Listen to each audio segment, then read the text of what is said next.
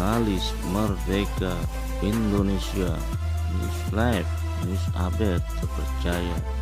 Klik subscribe. Korupsi. Korupsi adalah penyalahgunaan kekuasaan atau wewenang untuk kepentingan pribadi yang merugikan kepentingan publik atau negara. Korupsi merupakan tindak pidana yang melanggar hukum. Contoh tindakan korupsi: penyuapan, penggelapan dalam jabatan, pemerasan dalam jabatan, pungutan liar pungli, menerima gratifikasi, benturan kepentingan dalam pengadaan barang atau jasa, perbuatan curang. Korupsi dapat terjadi di berbagai sektor, seperti pemerintahan, swasta, atau organisasi non-pemerintah. Menurut Dr. Abdullah Hehamahua, SH, MM mantan penasihat KPK masa jabatan 2005-2013, Ketua Majelis Syuro Partai Masyumi mengatakan, Pertama, korupsi itu menurut pakar korupsi PBB disebutkan bahwa penyebab korupsi itu dua, niat dan kesempatan. Niat itu ada individu, domain individu yang dibangun oleh pendidikan rumah, pendidikan sekolah, pendidikan masyarakat. Kesempatan adalah sistem yang diterapkan di keluarga, di masyarakat, di pemerintah. Jadi dua hal itu yang sejak Orde Lama, Orde Baru sampai sekarang itu belum selesai, sehingga korupsi terus. Bapak Prabowo mengatakan 30% APBN setiap tahun itu bocor. 30% waktu zaman Orde Baru. Kenapa? Karena gaji PNS itu bukan kecil, tapi tidak layak. Tidak layak. Dalam salah satu buku saya katakan bahwa dia memberantas korupsi. PNS yang jujur itu 1 bulan mati 3 kali, karena gajinya itu hanya cukup 10 hari. Setelah 10 hari dia mati. Bagaimana dia survive? Bergantung pada tingkat kreativitas dia. Contoh misalnya tukang fotokopi di kantor pemerintah. Dari sini dia kopi satu ring kan 500 lembar. Ada sisa 5 lembar, 10 lembar. Besok Selasa 1 ring lagi, sampai hari Jumat, jadi 5 hari 5 ring. Ada sisa 50 lembar. Dia jual ke tukang rumah. Problemnya itu kenapa artinya pemerintah tidak menaikkan taraf kehidupan PNS bagi Iya, supaya layak gitu. itu yang saya katakan, gajinya tidak kecil tapi tidak manusiawi. Gajinya tidak kecil Tapi tidak manusiawi. Jadi lebih dari bawah daripada kecil. Karena itu tadi saya bilang PNS yang jujur itu 1 bulan mati 3 kali. Gajinya itu cukup 10 hari, kemudian dia mati. Nah, bagaimana dia survive bergantung dari tingkat kreativitas. Jadi kalau tukang fotokopi tadi, dia jual itu sisa kertas fotokopi atau majalah bekas, koran bekas di kantor, dia jual tukang. Bisa dikatakan tidak layak nggak gajinya? Iya, karena gajinya itu jadi ada yang disebut dengan corruption by need. Korupsi karena kebutuhan.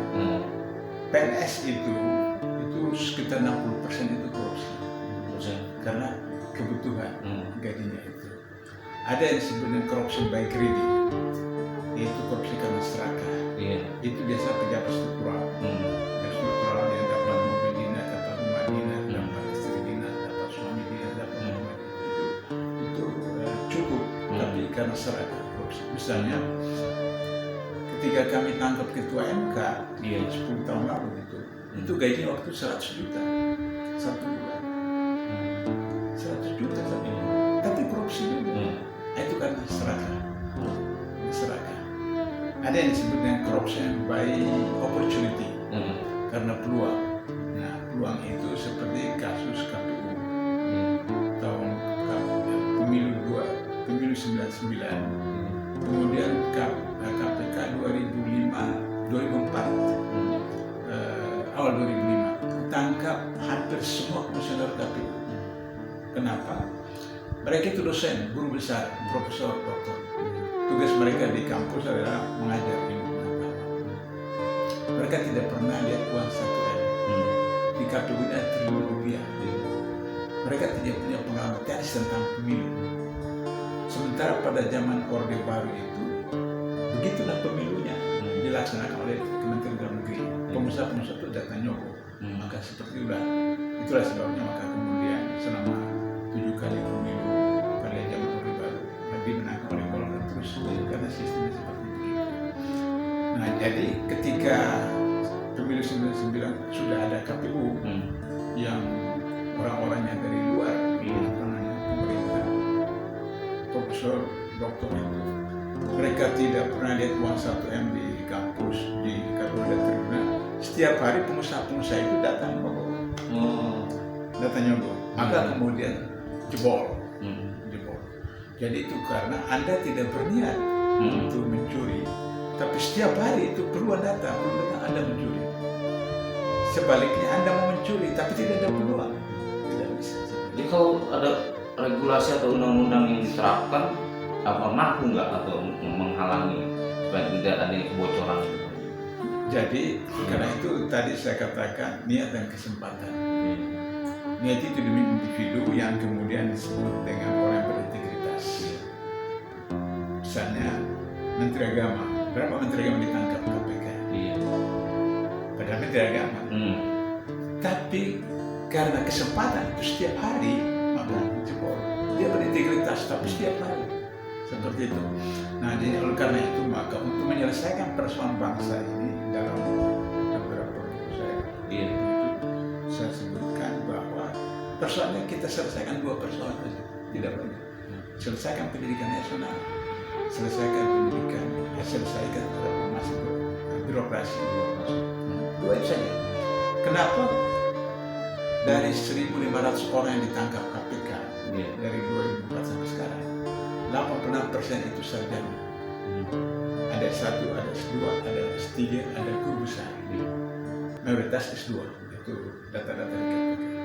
Berarti pendidikan nasional kita melahirkan koruptor. Bentuk pendidikan nasional seperti apa Pak?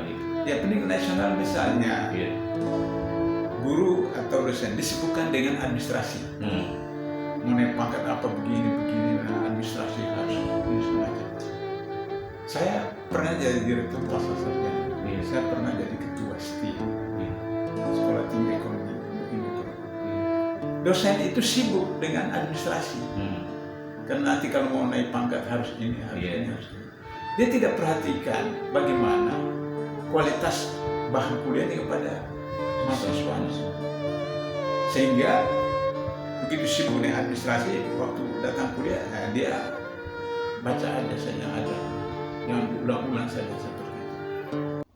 Klik subscribe, like, and share.